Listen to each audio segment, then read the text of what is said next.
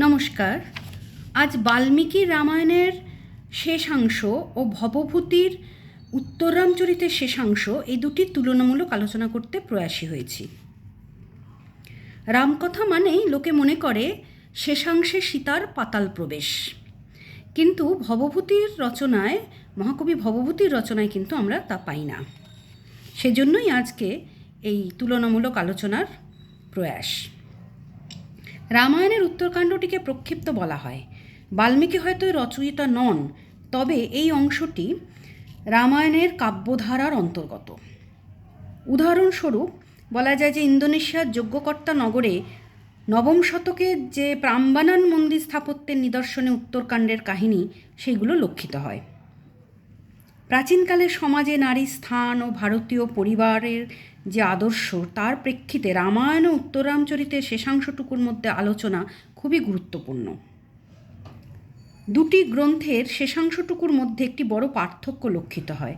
যেমন রামায়ণের শেষে সীতার পাতাল প্রবেশ দৃষ্ট হয়, অপরদিকে ভবভূতির নাটকের শেষে রাম সীতার সুখী দাম্পত্য মিলনের কথা লক্ষিত হয়, যদিও তার পূর্বে দীর্ঘদিন রাম সীতার বিচ্ছেদ ঘটেছিল।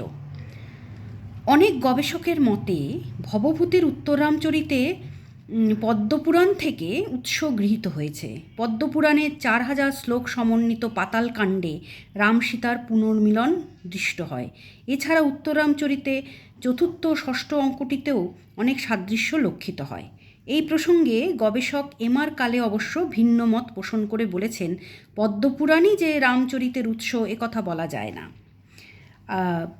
প্রাচীন ভারতে রামকাহিনীর নানা কথা থেকে এর উৎস নেওয়া হয়েছে হয়তো। ভবভূতির নাটকের শেষ অঙ্কটি মিলনাত্মক। দাম্পত্যের বন্ধন ও পারিবারিক জীবনের গৌরবই হল ভারতীয় সংস্কৃতির অন্যতম বৈশিষ্ট্য। ভবভূতি মহাকবি কালিদাসের মতোই পারিবারিক জীবনের গুরুত্ব উপলব্ধি করেছিলেন।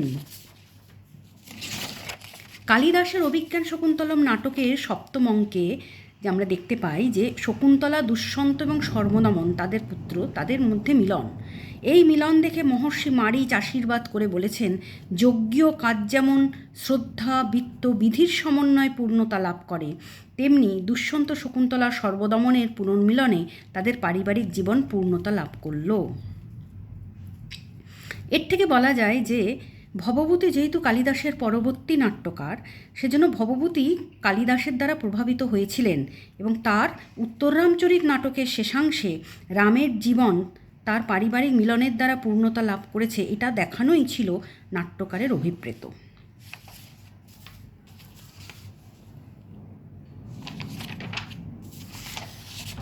বাল্মীকির লেখনীতে সীতাকে আমরা আত্মমর্যাদা বোধ সম্পন্ন, পিতৃতান্ত্রিক সমাজকে চ্যালেঞ্জ করে নিজের 2 সন্তানকে বড় করার অঙ্গীকারবদ্ধ এরকম একটি চরিত্র দেখতে পাই। অনেক বেশি দৃঢ়চেতা এবং সাহসের পরিচয় তিনি দিয়েছেন। কিন্তু ভবভূতি সীতার মধ্যে একটি গৃহবধূর প্রতিচ্ছবি, যার জীবন শুধুমাত্র স্বামী সন্তান কেন্দ্রিক ছিল। রামায়ণের সীতাকে দেখা যায় সামাজিক অন্যায়ের বিরুদ্ধে অনেক বেশি প্রতিক্রিয়াশীল, সামাজিক অত্যাচার, চাপ ইত্যাদির ক্ষেত্রে আত্মমর্যাদা বোধে তিনি অটুট। এই মহাকাব্যের শেষে সীতা প্রবঞ্চক সমাজের প্রতি বিদ্রূপসূচক প্রতিক্রিয়ার মাধ্যমে রামকে অগ্রাহ্য করে নিজের জীবনাবসানের সিদ্ধান্ত নিয়েছেন।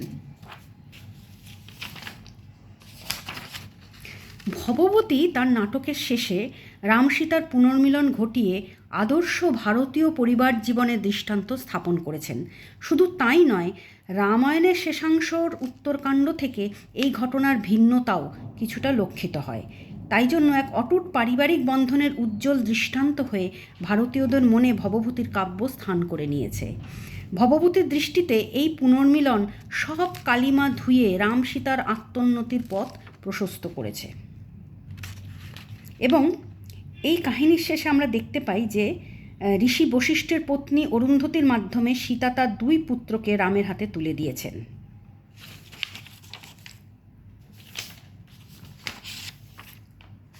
সংস্কৃত কাব্যে নায়িকারা যারা সমাজের দ্বারা অন্যায়ভাবে বঞ্চিত হয়েছেন, তাদের প্রতি প্রাচীন ভারতীয় কবি এবং নাট্যকাররা সদয় হয়ে সামাজিক পরিকাঠামোর প্রেক্ষিতে সুবিচারের ব্যবস্থা করতে চেয়েছেন।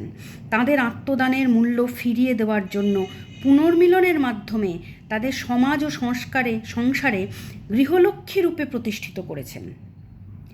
ভবভূতির উত্তররামচরিতের রাম ও সীতার পুনর্মিলন ভারতীয় হিন্দু বিবাহের গৌরবময় নিদর্শন রূপে আজও তাৎপর্যমণ্ডিত। আমার মতে এই পুনর্মিলন রামায়ণের শেষাংশের ট্র্যাজিক পরিণতির থেকে অনেক বেশি বাস্তবসম্মত। নমস্কার।